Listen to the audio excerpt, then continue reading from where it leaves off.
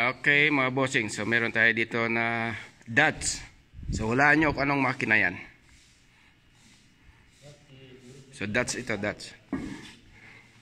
So diesel siya, diesel. Ayan, naputulan ng rocker arm. So bakit naputulan? Ayun, putol ang timing belt. Ayan. So grabe naman to. So hindi na na-check ng may-ari. Tagbo ng tagbo. Ayan. Ay nako. So ano bang kakaparehas dito mga boss? Siguro kung popular kayo dito, alam nyo na agad. Ayan. Diba? That's siya, that's. So kaya makita nyo yung ano, yung putol oh. Ano yung piraso-piraso? Piraso-pirasong pag-ibig. Paano kasi naputol na, pinaandar pa niya. So marami ito sa Pilipinas mga boss, di ba? Itong makina marami ito. 100% marami ito. Kilala nyo itong makina. Itsura pa lang, kilala nyo na yan, oh. Di ba? Mitsubishi na Mitsubishi ang dating. Walang iba, Mitsubishi talaga. Okay? So, ayan ha, pakita ko siya ng makina yan. Ayan, kita nyo?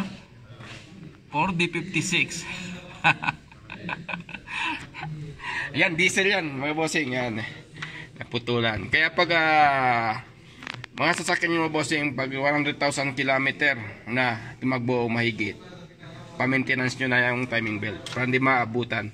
Eh sana, hindi na dali ang balbula. So tinutulak-tulak ko naman, medyo okay, pero yung isa, kita ko yung spring parang baldado. Baluktot na oh. Sana nga hindi baluktot yung barbula. Ayan. 5 ang naputol. Hindi sabihin may possible na baluktot ito talaga. Diesel pa naman.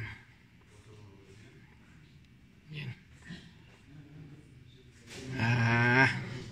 So dito, kukuha muna tayo, explain muna natin sa may-ari kung ano dapat gagawin. Okay? Bago natin tanggalin sa underhead. Kung gusto niya, kuha mo siya ng rocker arm, pa-under natin, timing belt. Kung under, di swerte.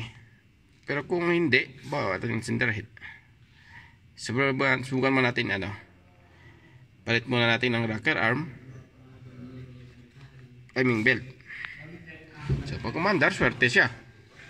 Hindi na baluktot. Pero bihira mangyari hindi mabaluktot, lalo pag diesel. Kasi alam niyo naman ang clearance ng diesel, ito ang gasolina.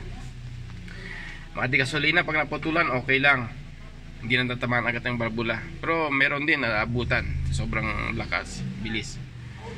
Pero ito, diesel. Talagang sabi ko 95% natatamaan talaga ng barbula. Ayan. So pero kung gusto na, sabi niya ibuksan na natin para huwaminsanan, okay, buksan natin. Pero bigyan natin siya ng option. Okay? Para makaisip siya. Ayan. So abangan nyo mga boss ang part 2 nito, kung anong decision ng may-ari kasi customer.